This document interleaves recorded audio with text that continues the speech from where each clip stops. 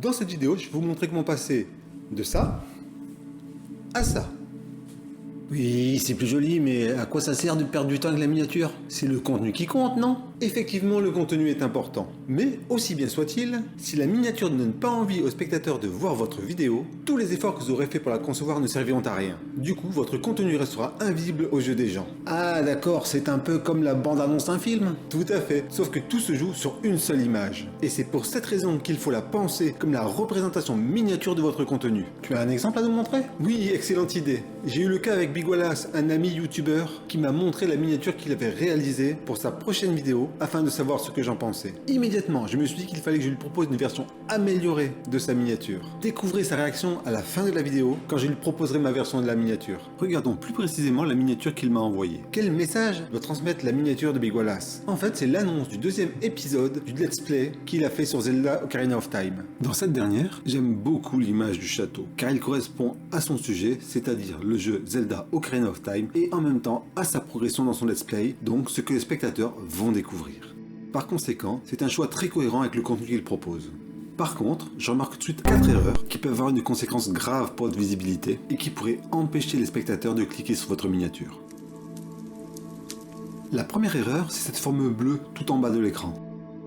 Le fait que cette dernière n'ait aucune forme reconnaissable risque de détourner le spectateur du sujet de la vidéo.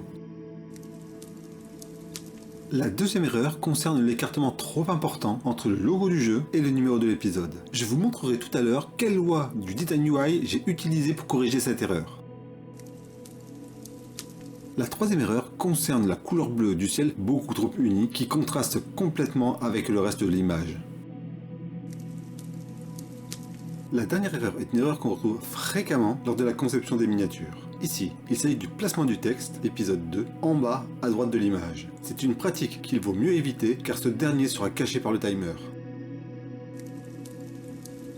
Allez, c'est parti pour donner à cette miniature l'élégance qu'elle mérite. Tout d'abord, je crée un document en dimension parfaite pour une miniature YouTube, soit 1280 par 720 pixels. Utiliser une dimension supérieure est parfaitement inutile au vu de la taille de cette dernière sur un écran. Cela me permet aussi d'avoir une image beaucoup moins lourde. Ensuite, je place mon image. Ça y est, nous avons trouvé l'origine de sa première erreur. L'élément d'origine qui se trouve à cet endroit a été enlevé. Si vous vous retrouvez dans ce cas, n'hésitez pas à recadrer votre image afin de supprimer la partie qui vous gêne. Nous allons maintenant enlever la partie blanche du ciel qui se situe derrière les nuages. Pour ce faire, je vais utiliser la baguette magique. Je règle sa tolérance à 3%. Et je clique sur la partie blanche que je souhaite enlever. Ensuite, j'effectue une inversion de pixels. Puis, j'ajuste la sélection. Je crée un nouveau calque avec masque, ce qui me permettra de créer des correctifs ultérieurement si besoin. Pour créer mon nouveau ciel, je mets en place un rectangle sur lequel je vais appliquer un dégradé de couleur. Pour mieux m'y retrouver, je renomme immédiatement ce calque ciel et je le place juste derrière le calque du château. Bon, redonnons un peu de bleu à ce ciel tout gris.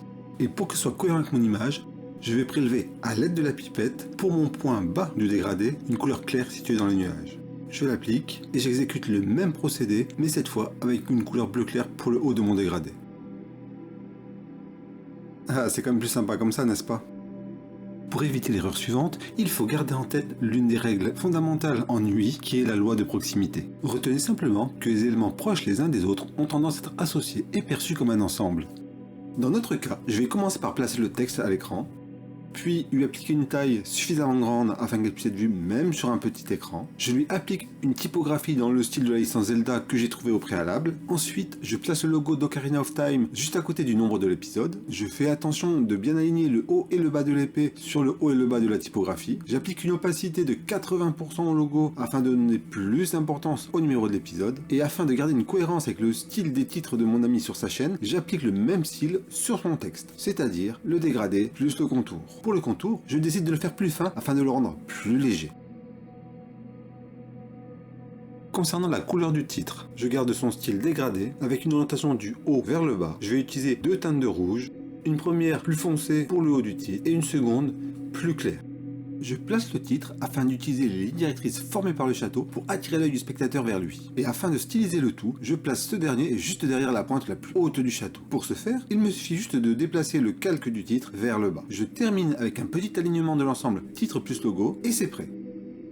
J'envoie le résultat à Big Wallace et j'attends sa réaction. En attendant de savoir ce qu'il en a pensé, donnez-moi dans les commentaires votre avis sur la nouvelle version de la miniature. N'oubliez pas de vous abonner et de liker cette vidéo afin que je puisse continuer à vous proposer d'autres vidéos sur ma chaîne YouTube. Et si vous le souhaitez, vous pouvez me soutenir grâce à mon lien Tipeee disponible sur ma chaîne. Ça y est, j'ai reçu la réaction de Big Wallace. Terminons la vidéo par cette dernière. Ouais, salut Loïc. Donc du coup, je viens de voir la miniature que tu m'as fait. Franchement, ça déchire. Hein. Ah, franchement, elle est vraiment, mais alors vraiment sympa. Le fait de pouvoir mettre l'écriture de épisode 2 derrière le château, le côté éclairci en haut du château, enfin je trouve ça vraiment super. Et puis au niveau du bas, ça m'évite que ça fasse une espèce de flaque d'eau un peu dégueulasse.